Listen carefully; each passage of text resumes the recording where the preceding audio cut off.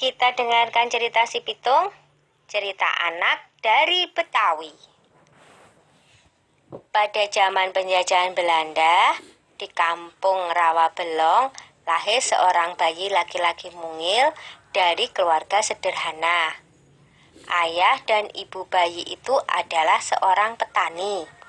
Kehadiran bayi itu tentu saja menambah kebahagiaan pada keluarga sederhana itu. Mereka beri nama bayinya Pitung. Pagi itu, di balai-balai bambu depan rumah, Ibu Pina sedang menggendong Pitung kecil. Setiap selesai memandikan, Ibu Pina selalu menggendong bayinya sambil berjemur di depan rumah dan berdoa. Anakku sayang, kamu harus sehat ya. Kelak kamu harus menjadi manusia yang berguna bagi nusa dan bangsa. Tak terasa, Pitung mulai menginjak usia remaja. Selain belajar mengaji, ia juga belajar ilmu bela diri. Dengan cepat, Pitung menguasai seluruh jurus yang diajarkan oleh sang guru. Sampai akhirnya, sang guru mewariskan ilmu Pancasona kepadanya, yaitu ilmu kebal senjata. Suatu hari, Pitung menyaksikan kekejaman centeng-centeng Babah Lim si Tuan Tanah. Mereka mendatangi rumah penduduk dan merampas harta benda yang ada, karena tidak membayar pajak dan upeti. Dengan kejam, mereka memukul dan menyeret para penghuni rumah.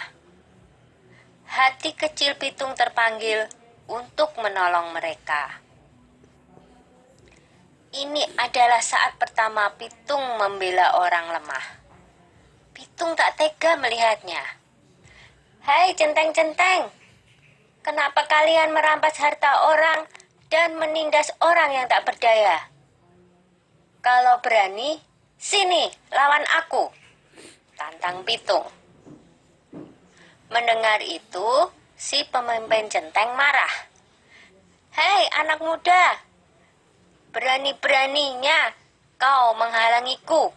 Rasakan ini, hardiknya kepada Pitung. Pemimpin centeng menyerang Pitung dengan gencar. Tetapi Pitung berhasil mengalahkannya dengan mudah. Pemimpin centeng itu roboh dalam 2 jurus. Anak buahnya pun melarikan diri ketakutan. Sejak saat itu, Pitung bertekad untuk membela orang yang tertindas. Dengan penuh semangat, Pitung mengajak para penduduk desa untuk bersatu melawan penjajah. Kita harus lawan segala penjajahan. Tidak ada yang boleh merampas harta milik kita. Ini adalah tanah kita. Jangan mau diperbudak oleh kompeni, kata Pitung bersemangat. Semua setuju dengan ajakan Pitung. Para tuan tanah dan kompeni menjadi resah. Mereka mengadukan perlawanan itu kepada pemerintah Hindia Belanda. Scott Heine, pemimpin tertinggi di Batavia, memerintahkan aparat untuk menangkap Pitung. Ia menawarkan hadiah besar bagi siapa saja yang bisa menangkap Pitung.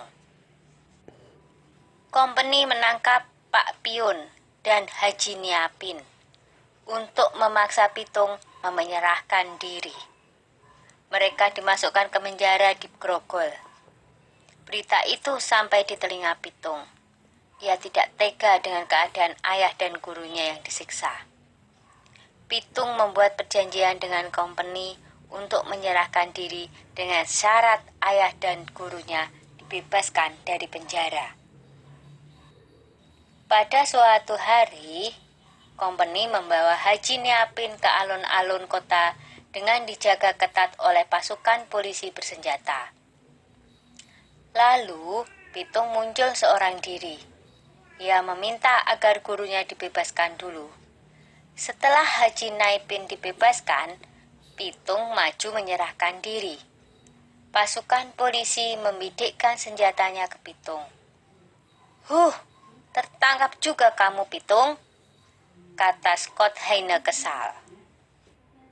Hahaha, aku tidak takut menghadapi pengecut seperti kalian, jawab Pitung.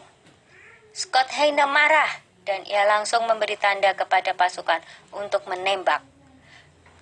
Dor, dor, dor, Pitung pun roboh bersimpah darah.